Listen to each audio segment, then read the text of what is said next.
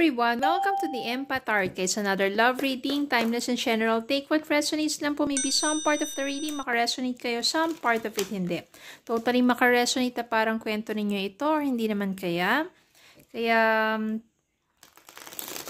depende po talaga since this is general reading. If you want, magpabook po kayo sa akin ng personal reading para sa inyo lang po at saka sa energy ng person ninyo. Okay? Full moon po ngayon, malakas ang energy ng moon. Pag matulungan tayo sa ating mga manifestations. So, meditate muna tayo before proceeding to manifestations. Visualize kung anong nais ninyong mangyari. Kung ano yung nais ninyong makamtan sa inyong relasyon or sa inyo ng person mo. Napaka-powerful po ng meditation, manifestation through visualization. Siyempre, dapat good intentions. Okay, tingnan natin kung anong lalabas sa reading na ito, mga gabay at aral sa buhay, pag-ibig, and life in general. Okay, Spirit guys, send me messages. Anong love connections ito, lessons in life and guidance ang nais mong ipabati sa amin, mga aral at gabay sa buhay, pag-ibig.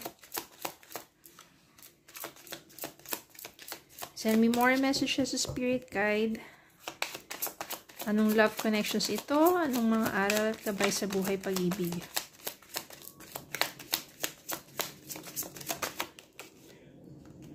Ayan. Ayan natin.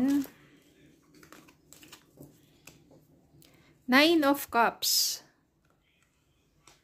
The World. Queen of Cups. Queen of Pentacles. Ace of Pentacles. Three of Pentacles. Temperance. Kuha pa tayong isa. Bottom of the deck. Four of Pentacles. So, meron ditong Queen of Cups, Queen of Pentacles, Temperance. Yan. Maganda ito. Pero na lang tong sa, ito medyo, okay din naman to. Ibig sabihin kasi meron kang control pagdating sa finances mo, sa pag-handle mo ng money, no? Kumbaga parang alam mo kung paano i-secure yung iyong possessions, yung material na bagay or yung money. No? Parang saving, budgeting, and saving, investing for the future. So, importante talaga yan, especially kapag you are building a family. Maganda rin dito kasi person mo, napaka maganda yung inyong tulungan, pagsasamahan ng person mo. Yung teamwork dito, ibig sabihin talagang pinagtutulungan ninyo how to work out, lalo pang mapalalim ang inyong connections, ang inyong pagmamahalan. Kaya mas maganda talaga dito sa isang relasyon is yung teamwork. Oh, darating din yung time dito na kasi yung temperance kung single ka ngayon, ibig sabihin hintayin mo lang, merong divine timing talaga. Temperance dito, ibig sabihin divine timing na darating sa'yo ang tamang tao, darating sa'yo yung fulfillment of your dreams. No, bukod doon sa money, yan, Ace of Pentacles, maraming mga opportunities for abundance ang darating sa buhay mo.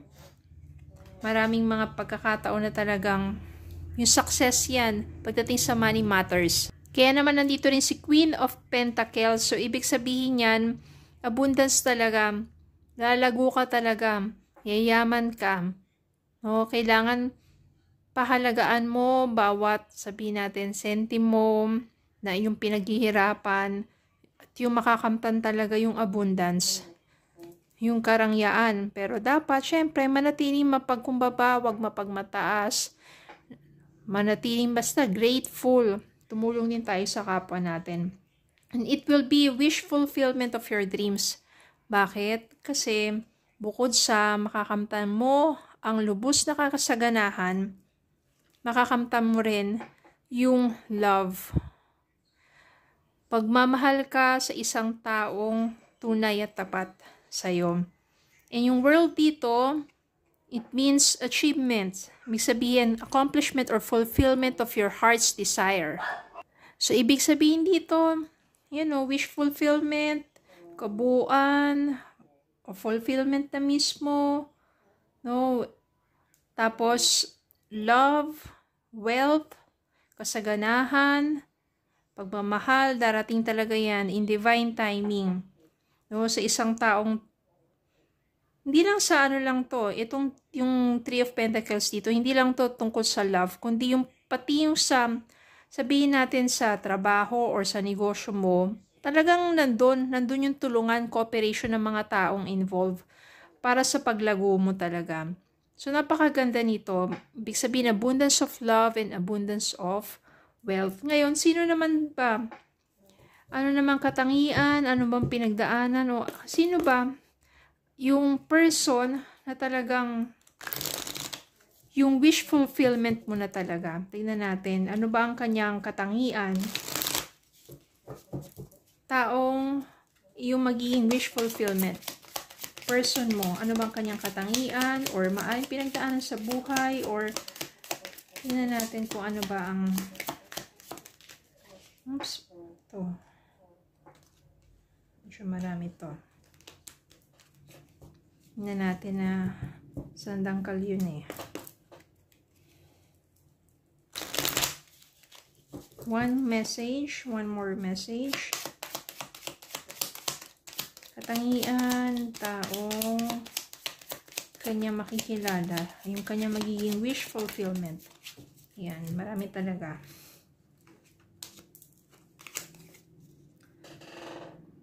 Nine of Wands. Ibig sabihin nito, Nine of Wands, no, persistent to. Meron siyang perseverance. Siya yung taong pursigido na talagang magpakilala sa'yo, na talagang ipahayag ang kanyang damdamin hanggang sasagutin mo na siya, hanggang maging kayo na porsigido tong taong to. Yung magician dito, ibig sabihin, minamanifest niya yung kind of love, kind of relationship with you. Siya yung ready na mag-take ng risk. Ibig sabihin, ready na siya na pumasok ulit sa isang relasyon. Maaring ano bang pinagdaanan niya? O ito pa, katangian niya, King of Swords. Someone who is honest, meron siyang talagang good morals, good manners, yung powerful, ibig sabihin dito, intelligent tong taong to, matalino. Sa kanya mga pananalita, pangungusap, marami ka matututunan sa kanya, very thoughtful din ng taong to. Meron pa dito, Seven of Wands. Siya yung someone na poprotektahan ka. Eight of Wands. Dito, makikilala mo siya. Magkakaroon kayo ng communication. I think dito yung world, ibig sabihin din, is makikilala mo siya from a long distance or kapag nag-travel ka somewhere. Tapos yun yung mag-start ang inyong ugnayan. And yes, the lovers. Kayo talaga, yung itinadhana. Kayo yung soulmate. Siya talaga yung partner mo. Siya yung perfect romance mo. So, napakaganda ng connection ninyong dalawa. So, yun ang abundance of love, abundance of wealth, masaganang pamumuhay. Magtatagumpay ka sa iyong adhikain. Kung negosyo man yan, or sabihin natin sa work mo, sa business, kung ano pa man yung hangarin mo, yung iyong pagsusumikap, yung makakamtan ang kasaganahan, ang tagumpay, at hindi lang yon kundi pagdating sa love, you will meet someone na sabihin natin wish fulfillment na talaga.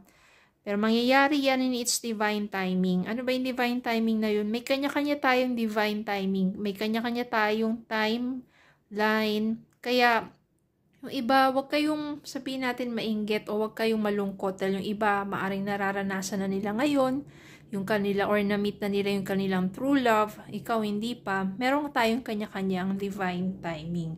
Okay, darating yan sa tamang panahon na kung saan talagang inilaan sa'yo ni God yung tamang tao at the right place, at the right time, when everything is okay na talaga.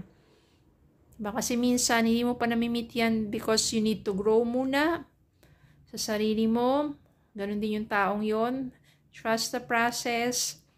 And eventually, kapag talagang right timing na, you will meet that person, the lovers, your soulmate. Magtatagumpay na, ibig sabihin, andyan na yung wish fulfillment of your dreams, your heart's desire, makakamtan mo na. And nothing is impossible. Just claim it with faith. Okay, so yun lang. Maraming salamat po for watching. Please don't forget to like, share, comment, subscribe, follow me Facebook, TikTok, and YouTube. Have a good day po, and God bless.